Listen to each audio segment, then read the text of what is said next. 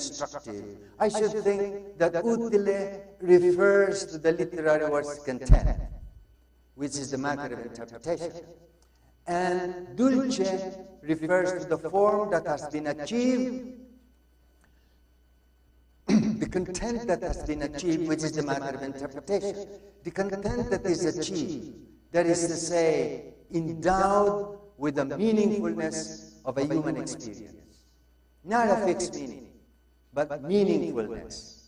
Dulce et utile, revel and revelation. The appreciation of the form of the literary work is that which must direct and validate the interpretation of its content. Only then might a critique from some theoretical standpoint, Marxist or feminist or deconstructive or post-colonial, be brought to bear on the poems or the story subject as interpreted. If we ask why the system of education in any country includes its literature as a required subject, the answer is quite obvious. A country's literature is its own image. Because, well, that is to say, its imagination of how its people think and feel about their world, and so justify the way they live. In short, a country's literature is its lived ideology. In that light, our country's literature is our native lyric, within the language that has been forged and adapted for the artistic mimesis. Now, one's country is basically how one imagines her. Note the poetical gender inang bayan. One's sense of country is essentially a poetic sense, an imaginative perception of our day-to-day living in the very element of our history and culture. The literary text as language purposely work may be the clearest expression of one's sense of country. In that light, the poet's sense for language, whatever the language he has mastered, may be his most intimate sense of his country's landscape and his people's lived lives. By the same time, if reading, like, if reading like writing is finding your way through language, then the same poetic sense may well be the hidden dynamo for revel and revelation. What is Philippine or Filipino in our literature? In Spanish, in English, in Tagalog, in Cebuano? Not so much a matter of what one reads, as so much more a matter of how one reads. We're not stressing markers like local color and particular items of Philippine reality, like wete, jeepney, tungaw, talipapa. How one reads is more basic. I mean, a practice of reading, a way of seeing, when one interprets the text on its face and relates it to one's own historical and cultural milieu. To read is first to interpret the text on its face, to deal with it on and by its own terms. After all, the text has already come to terms with itself. That close reading, attending carefully to the form of the literary work, the achieved content, is the antidote to the text's predestination. That is to say, the privileging of theory over text, such that the text is read to conform to the theory that one prefers. How we interpret as we read is that which creates our sense of country. There, in the literary text, is a human experience, a human action, mimicked, feigned, or depicted. And it is already meaningful, as imagined and depicted, be it only a mood or a train of reflection. That meaningfulness is its moral or ethical dimension. And that moral dimension raises the literary text to a universal plane. The universal plane is not the realm of eternal verities. It is rather the site of everlasting questioning. That is what makes a work a classic. if for both reader and writer the chief appeal of the literary work is to the imagination, then the primary requirement is what we call the sense for language. We cannot deal with the question, what is Filipino, in the abstract. It is not a pure and abstract and unique essence. It is in being. It is becoming. In fact, most literary texts exist on the universal plane, where the imagination is most free. On that plane, as we read, we grasp a living sense of our common humanity. It doesn't contradict that sense of our humanity to apprehend in the same text a sense of our country, the Filipino, in his own scene so fair. We cannot help being ourselves Filipinos, in much the same way that the Filipino in America, after many years there, or many generations, cannot help being American.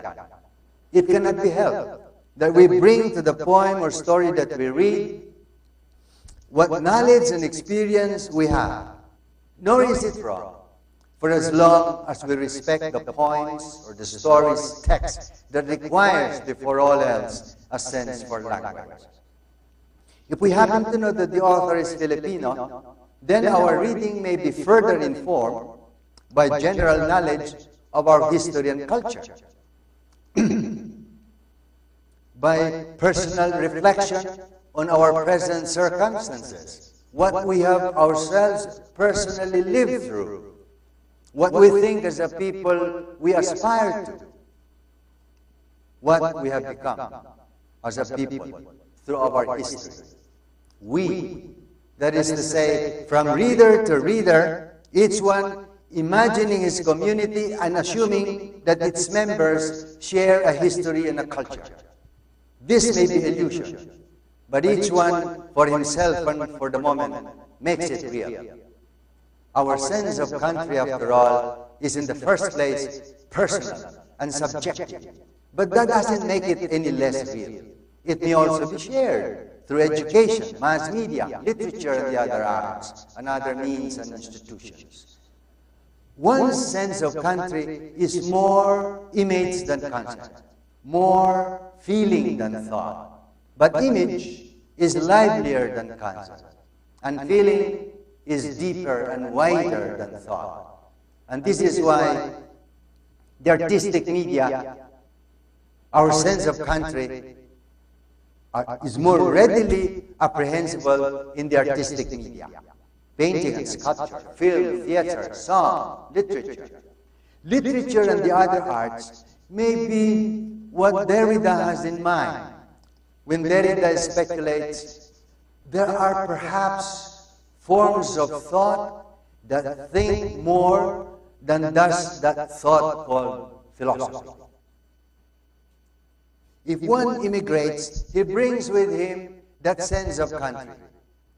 But because it is a sense born out of living among people in a natural terrain, people with their own culture and history, it is over time and generations as elastic and mutable as a people's history and culture.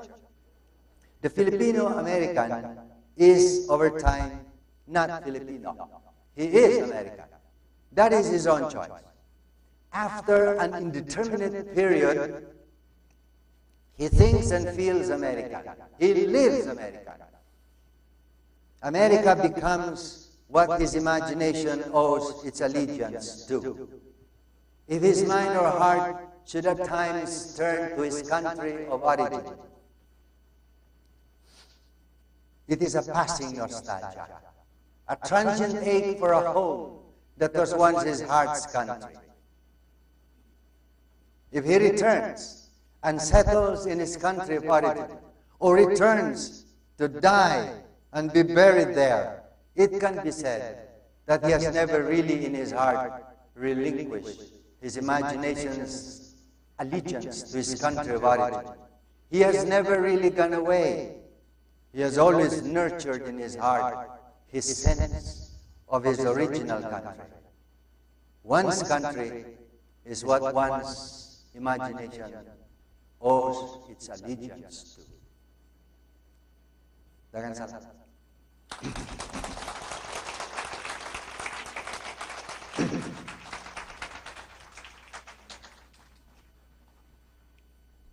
Thank you very much, Dr. Abad.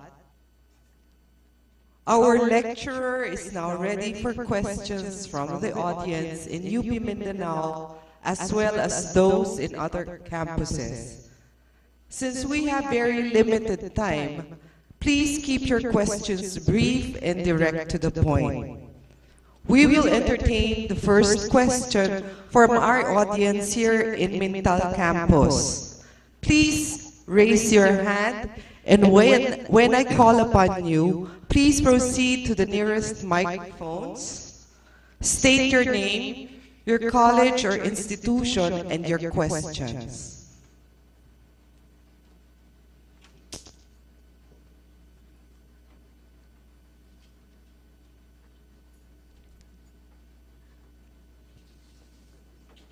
Yes. I am Mrs. Ida Reyes from the College of Education in Diliman. And recently I have become a writer of children's books and stories. I would like to pose this question to our revered and honored guest, Professor Abad. If you said that writing is actually a metaphor, this is what I understand you to mean, of one's experience. May I ask the question, if when a writer ventures into creative nonfiction and brings to it 50% of literary imaginative style, does that lessen the impact of one's writing?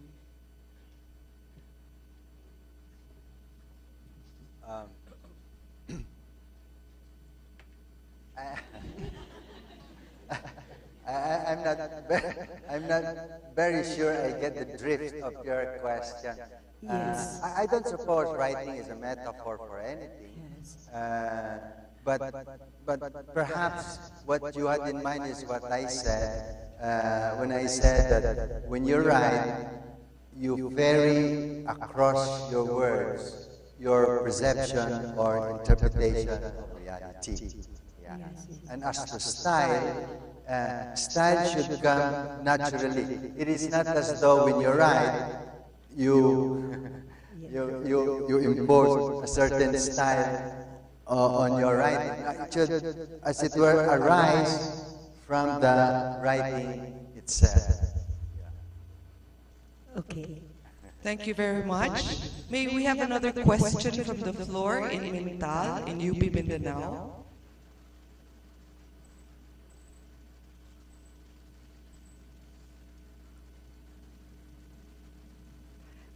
If there are no questions, yes, Vice President Leonen.